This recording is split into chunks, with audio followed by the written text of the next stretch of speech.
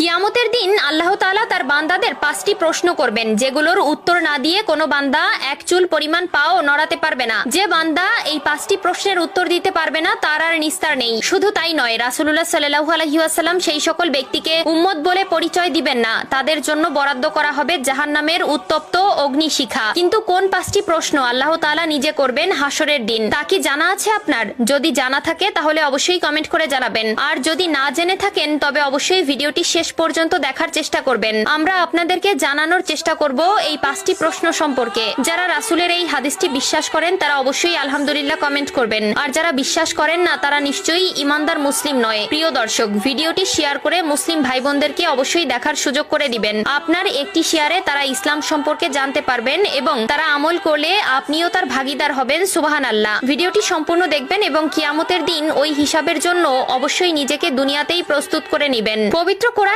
মহান আল্লাহ তাআলা দুনিয়ার কর্মকাণ্ডের জন্য পরকালের জবাবদিহিতার কথা জানিয়েছেন। এছাড়াও রাসূলুল্লাহ সাল্লাল্লাহু আলাইহি ওয়াসাল্লাম বলেছেন, কিয়ামতের দিন এই 5টি প্রশ্নের জবাব না দিয়ে তারা আল্লাহর সামনে থেকে সরতে পারবে না। স্বয়ং আল্লাহ তাআলা নিজে তার বান্দাদের কিয়ামতের দিন যে প্রশ্ন করবে তার প্রথম প্রশ্ন হলো, জীবন কোথায় নিঃশেষ করেছো? আল্লাহ তাআলা আমাদের সুন্দর একটি জীবন দান করেছেন, যার জন্য আমরা আল্লাহর কাছে চিরকৃতজ্ঞ। আল্লাহ তাআলা আমাদের দুনিয়াতে পাঠিয়েছেন তার ইবাদত করার জন্য, তার দেখানো পথে চলার জন্য, তার আদেশ নিষেধ মেনে চলার জন্য এবং শয়তানের প্ররোচনা থেকে নিজেকে বিরত রাখতে। কিন্তু আমরা আমাদের জীবন কোন পথে অতিবাহিত করেছি তার উত্তর আল্লাহর কাছে দিতে হবে। আমরা আমাদের জীবন কেমন ভাবে কাটিয়েছি তার উত্তর না দিয়ে কোনোভাবেই নিস্তার পাওয়া যাবে না। 2 নম্বরে আল্লাহ তাআলা যে প্রশ্ন করবে তা হলো, সম্পদ কোথা থেকে উপার্জন করেছো? প্রিয় দর্শক, এই প্রশ্নের উত্তর আমাদের সকলকেই দিতে হবে। আমরা হারাম পথে নাকি হালাল পথে উপার্জন করেছি তার উত্তর না দেওয়া পর্যন্ত এক চুল পরিমাণ পাও নড়াতে পারবো না। এবং অবশ্যই সুদ, ঘুষ, চাঁদাবাজি এবং খারাপ পথে উপার্জন থেকে